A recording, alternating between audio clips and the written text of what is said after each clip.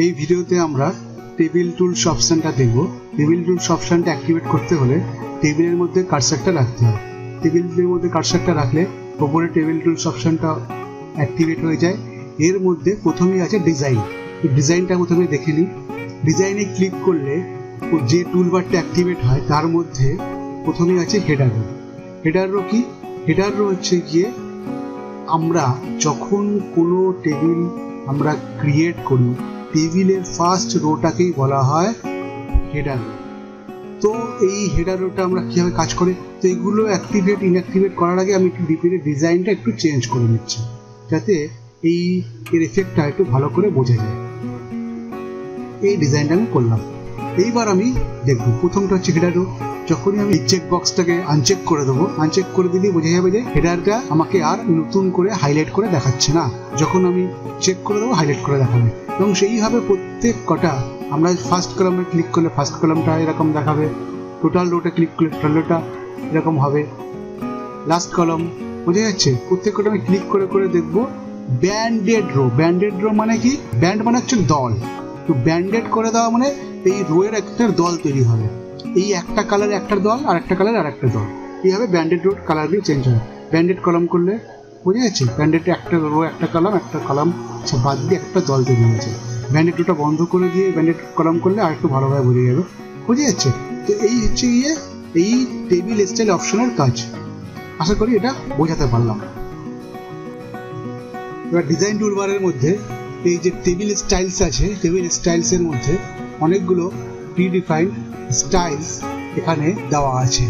আমরা এখান থেকে প্রিডিফাইন্ড কিছু স্টাইল যেটা এখানে আমার দেখে পছন্দ হবে সেটা আমরা এখান থেকে সিলেক্ট করে নিতে পারি। যেটা আমি ক্লিক করবো সেই স্টাইলটা অটোমেটিক টেবিলের মধ্যে অ্যাক্টিভেট হয়ে যাবে। তারপরে আরেকটা অপশন আছে মডিফাই টেবিল স্টাইল। মডিফাই কি? যে টেবিল স্টাইলটা আমরা সিলেক্ট করলাম এটা আমার পছন্দ হয়েছে কিন্তু পুরোপুরি পছন্দ হয়নি, ঠিক চেঞ্জ করবো। করার জন্য আমাকে মডিফাই টেবিল স্টাইলে ক্লিক করতে হবে। ক্লিক করার পরে আমার যে স্টাইলটা আছে সেই স্টাইলটা এখানে দেখাচ্ছে। এইবার কি এখানে গিয়ে আমি কোথায় কি কালার চেঞ্জ করবো, কি করবো এখান থেকে করতে পারবো। প্রথমে আছে কি অ্যাপ্লাই ফরম্যাটিং টু। রেডিও বাটনে ক্লিক করলে পুরো টেবিলের উপরে আমি ফরম্যাট করবো, কি শুধু একটা হেডার রো এর উপরে চেঞ্জ করবো, টোটাল রো চেঞ্জ করবো, যেটা করবো সেটা এখান থেকে সিলেক্ট করতে পারি। তো আমি মনে করি শুধু আমি হেডার রোটাই চেঞ্জ করবো। সিলেক্ট করলাম। সিলেক্ট করার পরে ফন্টের যে ফরম্যাটটা আমি চেঞ্জ করব, আমি একটু ফন্টের একটা ফরম্যাট আমি এখান থেকে নিয়ে নিলাম। হলো, এখানে সঙ্গে সঙ্গে এফেক্টটা দেখা যাবে। এই সাইজটা একটু বাড়ালাম। এইবার হচ্ছে কালার চেঞ্জ করব, রেড করে দিলাম। যেখানে আমি একটু গ্রিন করি তাহলে ভালো বোঝা যাবে। গ্রিন করলাম। করার পরে এইবার হচ্ছে গিয়ে এই বর্ডার অপশানটা, যদি এখানে রোয়ের যদি কোনো বর্ডার হেডার রোয়ের বর্ডার কিছু চেঞ্জ করার ইচ্ছা হয়, বর্ডারটা আমি চেঞ্জ করলাম। এই বর্ডারের যেখানে সাইজ চেঞ্জ করার ইচ্ছা হলে সাইজ চেঞ্জ করলাম। এখানে সেই বর্ডারের কালার চেঞ্জ করার ইচ্ছা হলে এখান থেকে আমি কালার চেঞ্জ করলাম। এইবার এখানে হচ্ছে গিয়ে বর্ডারটা কি অল বর্ডার পুরোটা বর্ডার হবে না নিচেরটার বটম বর্ডার? এখানে যেমন বটম বর্ডার সিলেক্ট করা আছে, শুধু বটম বর্ডার আছে। অল বর্ডার করলে কি হবে, পুরোটাই বর্ডার হবে। হলো, পুরো বর্ডার হয়ে গেল। এইবার তারপরে হচ্ছে গিয়ে থিম কালার। থিম কালার মানে কি? এই সেলের ব্যাকগ্রাউন্ড যে কালারটা সেইটা এখান থেকে আমি চেঞ্জ করতে পারি। এটা ব্যাকগ্রাউন্ড কালার চেঞ্জ করলাম। এবং সেলটা অ্যালাইনমেন্ট কীভাবে হবে, মাঝখানে centre alignment, right alignment, top alignment যেরকম চাইবো সেখান দিয়ে করতে হবে। সিলেক্ট করলাম। করার পরে যখন আমি ওকে ক্লিক করব অটোমেটিক আমার এই টেবিলটা ওই স্টাইলে চেঞ্জ হয়ে যাবে। সেই রকমভাবে এই মডিফাই টেবিলসের মধ্যে whole table, header row, total row সবগুলো আলাদা আলাদা আছে, সেগুলো আমি চেঞ্জ করতে পারি। অড ব্যান্ডেড রোজ, আমি অড ব্যান্ডেড রোজ আর even banded rows, odd banded column, even banded column, এই দুটো একটু আলাদা আছে। এইটাকে একবার করে দেখাচ্ছি। আমি অডটা একটা করলে বাকিগুলো আপনারা বুঝতে পারবেন। আমি একটাই করে দেখাচ্ছি, বাকিগুলো করে সময় নষ্ট করবো না। তো আমি এখানে একটা জিনিস করছি, যেটা হচ্ছে কি ইভেন ব্যান্ডেড রোটাকে আমি এডিট করে দেখাচ্ছি। ইভেন ব্যান্ডেড রো মানে কি, একটু 2 নম্বর, তারপরে 4 নম্বর, তারপরে 5 নম্বর, এরকম ভাবে হতে থাকবে। ইভেন যেগুলো হবে সেইগুলোকেই এডিট করবে। ঠিক আছে? এখানে আমি এখানে দেখতে পাবো এখানে। তো ইভেন ব্যান্ডেড রোটাকে আমি কি এডিট করব, আমি মনে করছি যে ফরম্যাটটাকে একটু চেঞ্জ করলাম, ফন্টের সাইজটাকে একটু বাড়ালাম কমালাম, বোল্ড করলাম, আন্ডারলাইন করলাম, যেরকম যেরকম চাইবো। এর কালার চেঞ্জ করতে গেলে কালার চেঞ্জ করব। চেঞ্জ করার পরে এর হচ্ছে বর্ডারটাকে আমার যেমন দেওয়ার ইচ্ছা হয় সেরকম বর্ডার দেবো। বর্ডার দেওয়ার পরে সেই বর্ডারের কালার আমি চেঞ্জ করব। দেওয়ার পরে সেটাকে আমি অল বর্ডারে ক্লিক করে দেবো। অল বর্ডারে ক্লিক না করলে এটা অ্যাপ্লিকেবল হবে না। Bottom border, no border, all বর্ডারই আমি করছি আপনাকে। এইবার হচ্ছে গিয়ে সেলের কালার আমি এখান থেকে চেঞ্জ করতে পারি, যে আমার যে কালারটা ইচ্ছা হবে সেই কালারটা আমি সেলের অ্যাক্টিভেট করে দিতে পারি। এবার সেলের লেআউটটা আমি এখানে চেঞ্জ করতে পারি, সেন্টার করলে সেন্টার, রাইট লেফট যেমন করবো টপ বটম সেটা হবে। হওয়ার পরে ওকে করলাম। দেখবো যেখানে অ্যাক্টিভেট হলো না, মানে কেন হলো না, কারণ কি আমি ব্যান্ডেড রো করেছিলাম, কিন্তু এখানে চেক বক্সে ব্যান্ডেডটা আনচেক করা, যেটাকে আমি চেক করে দিলাম। যেই চেক করে দিলাম এইবার ব্যান্ডেড রোটা এখানে আমার অ্যাক্টিভেট হয়ে গেল। তো আশা করছি এই ভিডিও থেকে মডিফাই টেবিল স্টাইলটা কিছুটা বোঝাতে পারলাম। তো মডিফাই টেবিল স্টাইলের মধ্যে সেম ভাবে even banded row, top right cell, যেটা আমি করব সেটা আমি এখান থেকে এডিট করতে পারি। তো সিলেক্ট করব, হোল টেবিল করলে টোটাল টেবিলটা হবে, আর না হলে যে জায়গাটা আমি যেরকম ভাবে এডিট করতে চাই এখান থেকে এডিট করতে পারবো। করার পর শুধু ওকে ক্লিক করে দিতেই এখানে অ্যাক্টিভেট হয়ে যাবে। আশা করি মডিফাই টেবিল স্টাইলটা বোঝাতে পারছি। এইবার তারপরে আরেকটা অপশন আছে যেখানে রেডিও বাটন আছে, অনলি দিস ডকুমেন্ট। আর একটা অপশন আছে radio button, new documents based on the templates.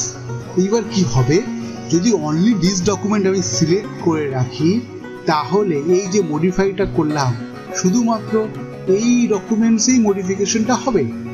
এইবার এরকমও হতে পারে যে আমি চেঞ্জ করছি, যে আমি যতগুলো ডকুমেন্ট বানাবো সবগুলোর জন্য এটা আমি কম্পিউটারে সেভ করে রাখতে হয়েছি, তাহলে আমাকে new documents based on this templates করতে হবে। তাহলে কি হবে, এই যে ডিজাইনটা আমার এই টেমপ্লেটের মধ্যে সেভ হয়ে থাকবে। এইবার তারপরে নিচে একটা আছে ফরম্যাট। এই ফরম্যাটটা কি, এই টেবিলের ফরম্যাটের জন্য। এই table properties, border shading, banding, font, এই সবগুলো টেক্সট এফেক্ট এগুলো সবগুলো আমি চেঞ্জ করতে পারি। আমি একটা করে দেখাচ্ছি। যেমন টেবিল প্রপার্টিজে গেলাম, টেবিল প্রপার্টিজে গিয়ে টেবিলের সেলের অ্যালাইনমেন্টটা কেমন হবে, এই সেম জিনিসটা অন্য জায়গায় আমি পাবো, এখানেও আলাদা করে দেওয়া আছে। টেবিল প্রপার্টিজের মধ্যে এই টেবিলের অ্যালাইনমেন্টগুলো করতে পারবো। সবগুলো এখানে আমাদের অ্যালাউ করবে না, কারণ হচ্ছে কি যেগুলো অ্যালাউ করবে সেগুলি আমরা করতে পারবো। সব ধরনের চেঞ্জেস এখান থেকে করা যায় না, যেগুলো এখানে দিয়েছে আমরা ঠিক সেইটুকুনি আমরা এখান থেকে চেঞ্জ করতে পারবো। ক্লিক করে ওকে করলে সেটা হয়ে যাবে।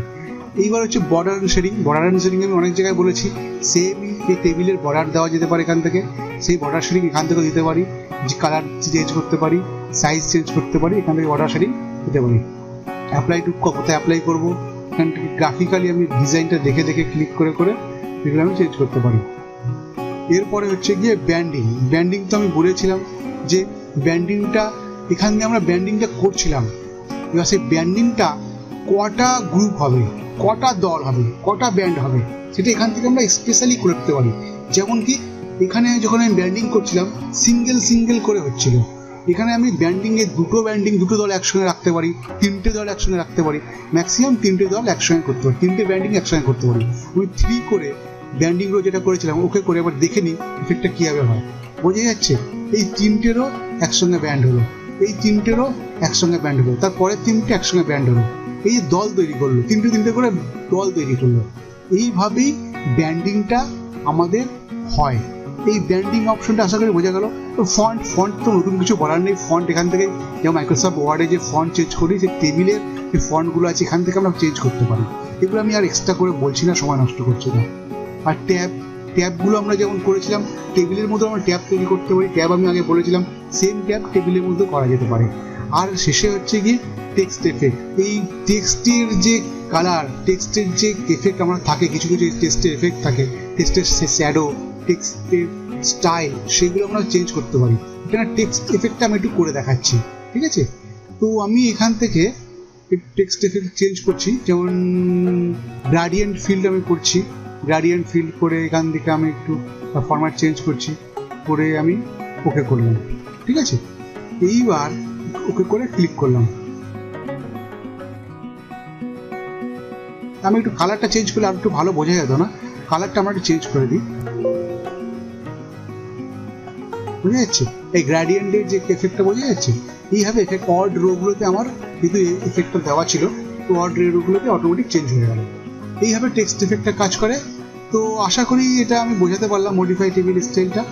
এইবার হচ্ছে কি তারপরে আরেকটা অপশন আছে ক্লিয়ার করলে কি হবে, এই টোটালটা একবারে ক্লিয়ার হয়ে যাবে, যা স্টাইল যা করেছিলাম সব ক্লিয়ার হয়ে গেল, বোঝা যাচ্ছে ক্লিয়ার হয়ে গেল।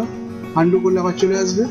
এবার আরেকটা অপশন হচ্ছে নিউ টেবিল স্টাইল কি, কোনো এখন দেখুন এখানে কোনো স্টাইল নেই, আমি এবার আমি টোটাল টেবিল স্টাইলটা শিখে গেলাম।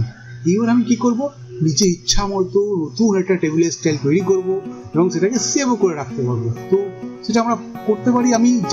আমি একটা খুব তাড়াতাড়ি একটা ছোট্ট একটা স্টাইল করে দেখাচ্ছি। অ্যাপ্লাই টু হোল ডকুমেন্ট করছি, এখানে ফন্টে আমি একটু এক্সট্রাঅর্ডিনারি করছি যাতে একটু বোঝা যায় কালার দিয়ে এক্সট্রাঅর্ডিনারি করছি যাতে কি হয়, যাতে আমি এফেক্টটা বুঝতে পারি। কিছুই না, আমি একটু চেঞ্জ করে একটা টেবিল ক্রিয়েট করলাম। এখানে আমি টেবিল ক্রিয়েট করে এখানে নাম দিলাম মাই করে আমি এটাকে সেভ করছি। এইবার এখানে আমি দেখব মাই টেবিল নামে কাস্টমসের মধ্যে মাই টেবিল একটা আমার ক্রিয়েট হয়ে গেল। কাস্টমসে ক্লিক করব, এই কাস্টমসের মধ্যে উপরে যেটা ক্লিক ছিল এটা যদি আমি ক্লিক করবো অটোমেটিক আমার ওই টেবিল স্টাইলটা মধ্যে ইফেক্টটা দেখিয়ে দেবে। এইভাবে আমি নতুন করে টেবিল স্টাইল ক্রিয়েটও করতে পারি। Thank you.